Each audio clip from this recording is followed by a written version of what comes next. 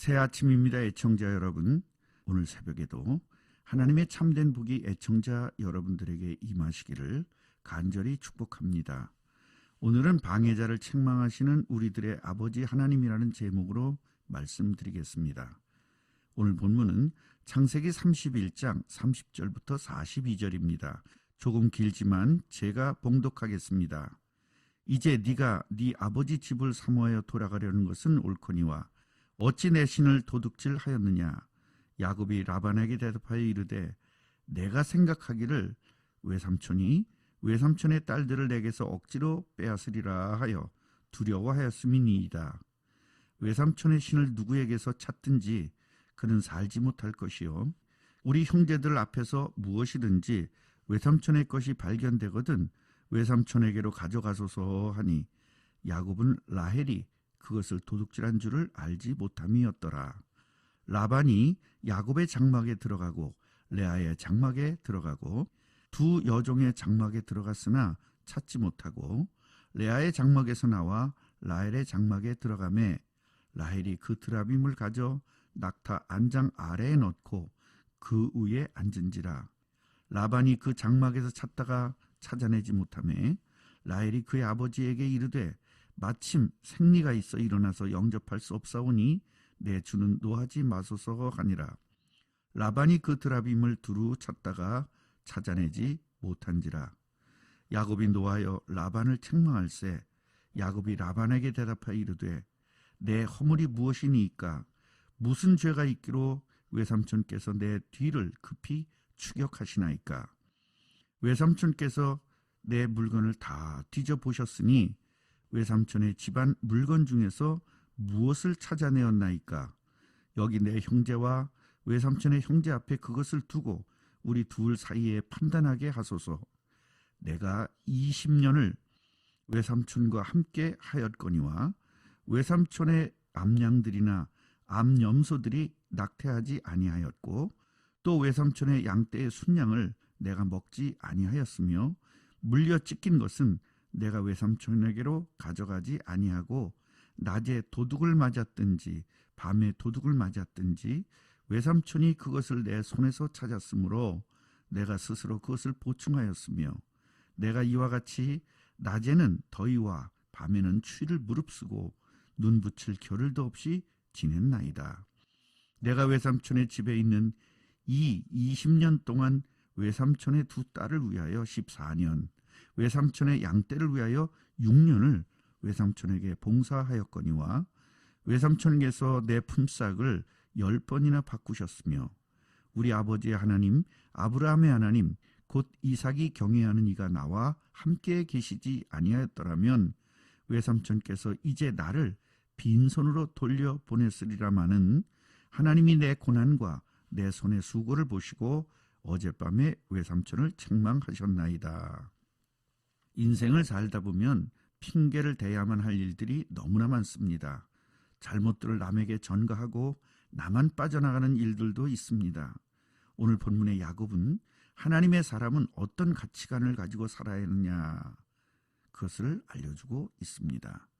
하나님의 자녀인 야곱은 외삼촌과의 사이에서 너무나도 할 말이 많았을 것이고 외삼촌에게 대들고 싶을 때가 얼마나 많았겠습니까?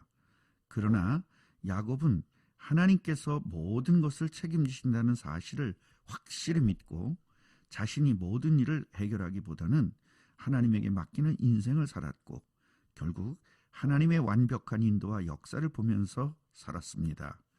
오늘 본문을 통해 우리가 깨닫고 야곱처럼 모든 복을 받아 누려야 할 것입니다. 먼저 할 말이 너무나 많은 야곱을 생각해 보겠습니다. 야곱의 억울함을 보면서 저도 울컥할 때가 있습니다. 너무나 얄미운 외삼촌을 보면서 내가 야곱이 된 것처럼 화도 나고 속상하기도 했습니다. 야곱이 처음 겪은 것은 외삼촌의 사기 결혼입니다. 아브라함의 종이 리브가를 만났던 우물에서 처음 보는 라헬은 너무나 아름답고 예쁘고 사랑스러웠습니다. 외삼촌을 찾아서 먼 길을 온 야곱은 라헬을 붙들고 소리를 크게 지르며 울면서 자신이 누구인지를 알게 했습니다. 즉시 아버지에게 달려가는 라헬은 생질인 야곱이 여기 왔다는 소식을 전했고 라반은 뛰어나와서 영접하면서 집으로 인도하여 너는 내 혈육이라고 그렇게도 좋아했습니다. 그렇게 한 달을 지내자 서로 품삯을 정하게 되었고 야곱은 라헬을 저에게 주시면 7년을 섬기겠다고 약속을 했고 라반도 그 말에 동의를 했습니다. 창세기 29장 20절을 보면 야곱이 라헬을 위하여 7년 동안 라반을 섬겼으나 그를 사랑하는 까닭에 7년을 하루같이 여겼더라고 기록하고 있습니다. 그리고 사기를 당한 것입니다. 완전히 결혼 사기입니다. 너무나 열심히 일을 했지만 삼촌에게 감쪽같이 속았습니다. 그리고 20년 동안 외삼촌을 너무나 착실하게 섬겼습니다. 외삼촌의 암양들이나 암염수들이 낙태를 하지 않을 정도로 열심히 돌보았고 외삼촌의 양떼의 순양을 잡아 먹지 않았고 산짐승에게서 물려서 죽었거나 도둑을 맞았어도 야곱 스스로 보충했습니다. 낮에는 더위와 밤에는 추위를 무릅쓰고 눈 붙일 겨를도 없이 꾹 참고 열심히 일을 했습니다. 그런 야곱을 속이고 품삯을 10번이나 바꾸었습니다. 야곱은 이런 엄청난 억울함을 이기는 비결을 가지고 있었습니다. 야곱이 당한 상황을 보면 에휴, 사람이 참는 것도 한도가 있지. 더 이상은 못 참아 하면서 삼촌의 집을 뛰어나왔을 것입니다. 그러나 야곱이 잘 참고 지낼 수 있었던 이유를 42절에서 고백합니다. 우리 아버지 이삭의 하나님, 할아버지 아브라함의 하나님, 곧 우리 아버지가 경외하던 하나님께서 나와 함께 계시지 않으셨더라면 외삼촌께서 나를 빈손으로 돌려보냈을 것입니다.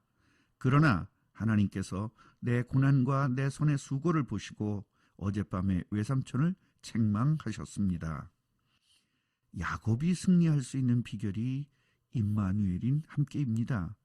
하나님께서 함께 하시는 것을 정확히 알았기 때문입니다. 어떤 상황에서도 함께 하시면 형통의 복을 받게 됩니다. 아브라함이 그랬고 이삭이 그랬고 야곱이 그랬으며 요셉이 그랬습니다. 함께는 구원입니다. 구원받은 하나님의 자녀에게 주신 최고의 복이 바로 함께입니다. 이사야 7장 14절을 보면 그러므로 주께서 친히 징조를 너희에게 주실 것이라. 보라, 처녀가 잉타하여 아들을 낳을 것이요 그의 이름을 임마누엘이라 하리라. 임마누엘은 하나님께서 함께 하신다는 뜻입니다. 야곱은 아브라함과 이삭과 야곱의 가문을 통해 오실 임마누엘이신 그리스도를 정확히 깨닫고 삶에 적용하며 누리고 살았습니다. 마지막으로 그리스도의 비밀을 가진 야곱의 문제를 하나님께서는 미리 해결해 주신다는 것을 보겠습니다. 야곱은 하나님의 소원인 그리스도를 이 땅에 보내는데 필요한 사람입니다. 그런 야곱은 그리스도가 오실 땅인 가나안으로 가야 하는데 방해가 있는 것입니다. 하나님께서는 이 방해자를 직접 책망하시면서 해결하셨습니다. 우리들이 하나님의 일을 할 때 많은 방해를 받습니다. 그러나 하나님께서는 하나님의 일을 이루시기 위하여 방해자를 책망하셔서 해결해 주시는 분임을 깨닫고 믿어야 합니다. 전도자는 절대 걱정할 필요가 없음을 오늘 야곱을 통하여 깨달았으니 절대적으로 하나님의 인도와 역사를 마음껏 누리시면서 완벽한 승리가 있기를 간절히 축원합니다. 기도하겠습니다. 야곱을 방해하는 방해자를 책망하시면서 완벽하게 해결하신 하나님께서 우리들에게 같은 은혜를 주실 줄 믿습니다. 사실적으로 믿고 어떤 방해 속에서도 기쁨으로 승리하는 모든 성도들이 되도록 믿음과 은혜를 마음껏 주시기를 예수님의 이름으로 간절히 기도하옵나이다. 아멘.